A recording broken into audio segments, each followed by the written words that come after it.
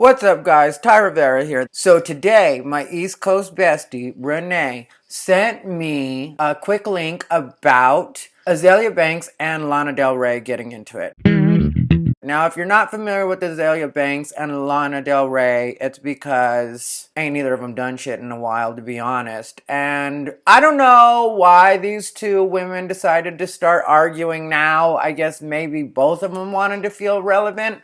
That would be my best guess. And I'm not even being catty when I say that, because Azealia Banks, I really used to like that song she had, 212. But after that, she just became known for arguing with people online and basically torpedoing her career by getting into it with people that in a lot of cases hadn't even started with her. And at one point, she got in an argument with an actress by the name of Sky Jackson, who was, I think, 14 at the time. And if I remember correctly, Azealia was 28. And it was like, why are you, a grown woman, arguing with a 14-year-old girl right now? And I might be wrong on Azalea's age at that time, but the point is, if you're arguing with a 14-year-old kid, you need to fix your life, which is what Sky Jackson told her at a point. She told Azealia Banks, fix your life. So the way it went down with Azealia Banks and Lana Del Rey is apparently Lana Del Rey got mad at Kanye West back when he was wearing the MAGA hat and said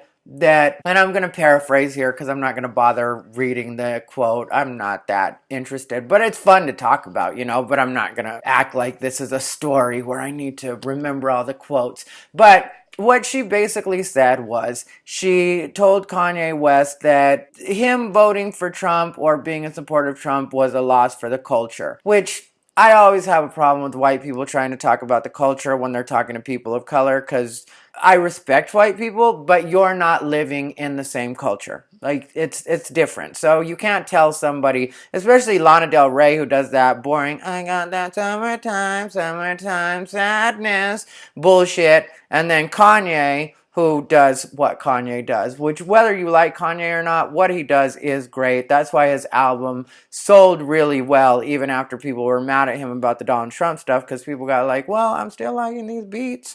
So Lana Del Rey really doesn't have any business talking to Kanye about the culture. And so she was upset because Trump had said grab by the pussy and basically told Kanye he was supporting that and that probably him and Donald Trump have something in common as far as delusions of grandeur and whatever else.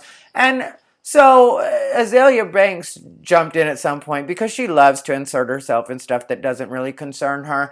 And she first came after her and said that, reminded Lana Del Rey that she had worked with A$AP Rocky. Lana Del Rey had worked with A$AP Rocky, who A$AP Rocky has also gotten in trouble for being physical or abusing women on some level, which I wasn't aware of that, but I can look into it later.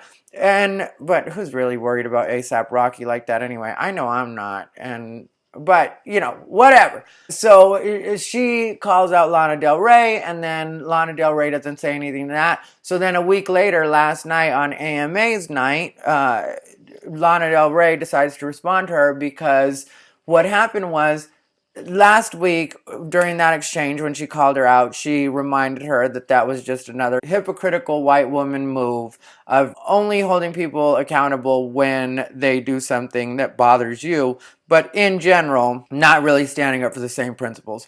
Which Azealia kind of has a point on that, and I know a lot of people do that, but at the same time, Azealia Banks should probably leave people alone and work on her music. She is talented. Everybody seems to agree she's talented, but she just gets in all these things that don't matter, where it's like, why are you arguing with these people right now? And the stuff she says, if she would at least keep it smart and keep it to debate, which she's very intelligent, then that would be great. But she always goes to calling people the N-word, and which... You know how offensive you have to be a black person and get in trouble for saying the N-word, which is something that she's gotten in trouble for. Like, you really have to push it. She's called people different gay slurs. She's put people down and said things that have been considered homophobic, transphobic. And it's like, yeah, you can make your point without having to do all that. But this is what she does. So last night, she went ahead and called Lana Del Rey out about having like fat arms, or arm fat. So Lana Del Rey finally got like, bitch, who is you? And decided to come back at her. So then Lana Del Rey told her, you know my address, pull up, heifer. Which she didn't say it like that, but she did say, you know my address. She said, you know the Addy, come by. I wouldn't if I were you, though. That's basically what she said. And that's pretty close to a quote right there. So then Azealia Banks tried to say something, and Lana Del Rey was like, I won't not fuck you up. Well, then Azealia Banks said she was going to call her lawyer because she had been threatened. And Lana Del Rey said that wasn't a threat, that was a promise. So, get it twisted, boo.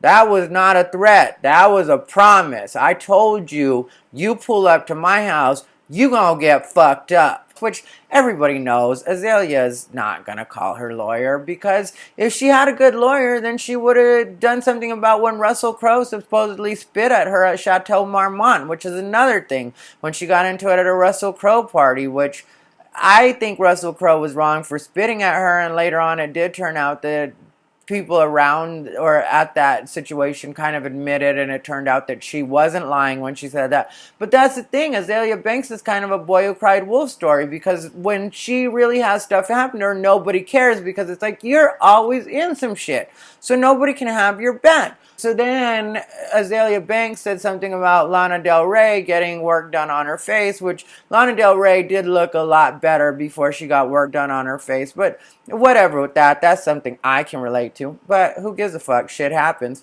Azealia Banks was like, you should have got work done on your body instead of having work done on your face. So then Lana Del Rey was like, I can hook you up with my surgeon's number and my psychiatrist's number. Which, if you've seen Lana Del Rey's work, bitch, you shouldn't have held on to that surgeon's number anyway. After he did what he did to you, you should have burned that number. You should never talk to that surgeon again. Technically, you should flame him for doing that to you. But this is neither here nor there. So then Azealia Banks was like, yeah, I'm not worried about your psychiatrist because he's the one that got you hooked on OxyContin, probably. Which, if you paid attention, Lana Del Rey does seem kind of zoned out all the time. So that kind of makes sense. And they were just reading each other back and forth. But what neither of them wants to acknowledge is that last night was the American Music Awards, and both of these bitches were sitting at home doing absolutely nothing. So it's like you're both trying to act like you're really reading each other when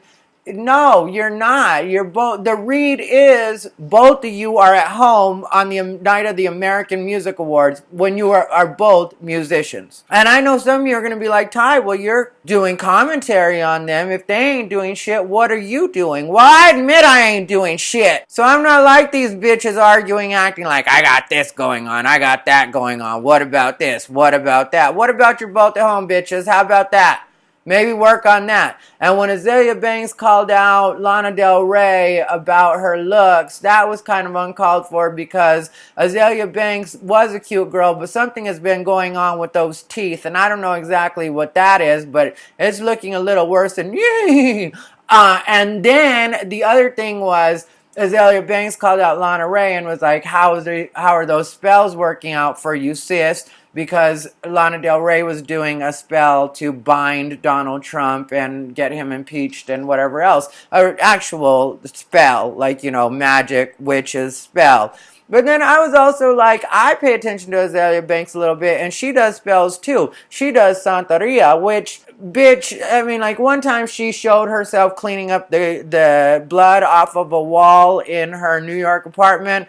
And it's like, bitch, as bad as your career is going, you're killing chickens in vain over there, because hasn't nothing popped off in a good long time. And I know you're trying to put out music, but nah, it ain't really working like that. That ain't it, chief.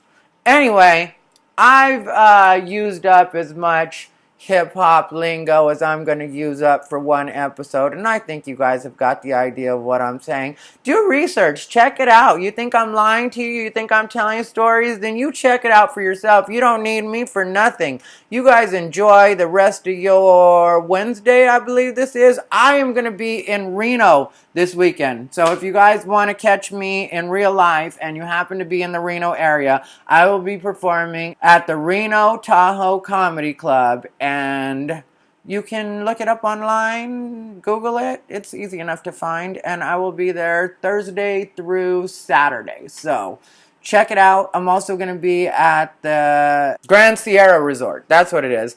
It's the Lex in the Grand Sierra Resort. So if you guys get a chance, I think that's Saturday that I'm doing that one. But Reno Tahoe Comedy Club and Grand Sierra Resort. Everybody please like, comment, and subscribe. This is Ty Rivera, the absolute best LGBTQ comedian in the world.